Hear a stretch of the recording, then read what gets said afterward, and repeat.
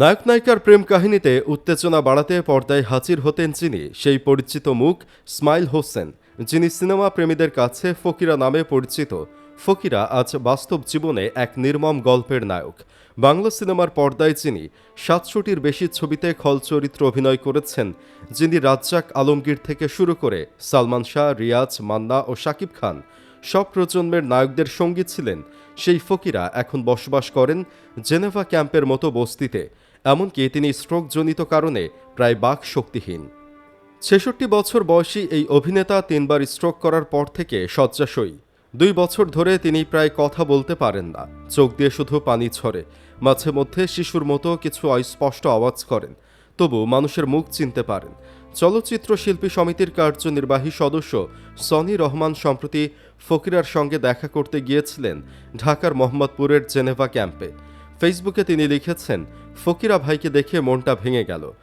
একসময় যিনি মোটরসাইকেলে এফডিসিতে ঘুরে বেড়াতেন, তিনি এখন বিছানায় পড়ে আছেন, কথা বলতে পারছেন না। মিশা ভাইকে ভিডিও কলে চিনতে পেরেছেন, হাত নাড়িয়েছেন, এটাই এখন সবচেয়ে বড় স্বস্তি। একসময় রেস্তোরাঁ ব্যবসা ছেড়ে অভিনয়ে ঝুঁকে পড়েছিলেন ফকিরা।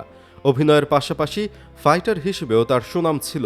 তার সাদা মোটরসাইকেলটি একাধিক সিনেমায় ব্যবহার করেছিলেন সালমান শাহ, এমন কথাও সিনেমা প্রেমীদের মধ্যে প্রচলিত। সেই ব্যস্ত অভিনেতা করোনার পর থেকেই সিনেমা থেকে একেবারে দূরে সরে যান।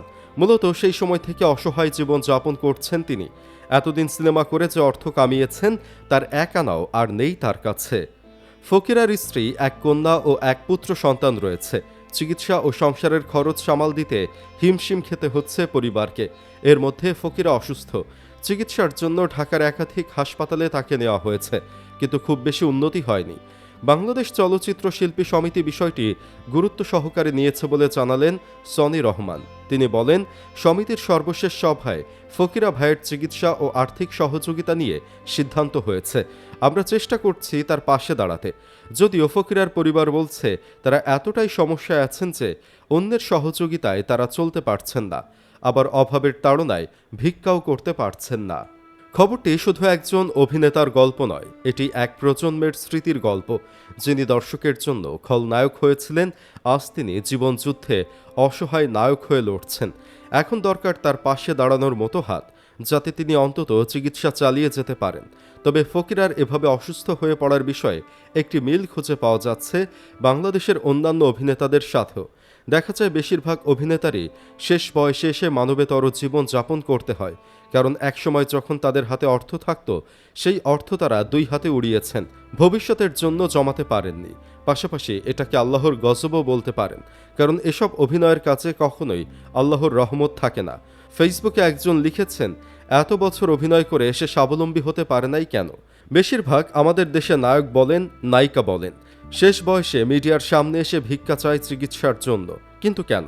তার সারা জীবনের অভিনয়ের টাকা সে কি করেছে? পরিশেষে মানুষ হিসেবে প্রতিটি মানুষের সুস্থতা ও কল্যাণ কামনা করা আমাদের নৈতিক দায়িত্ব।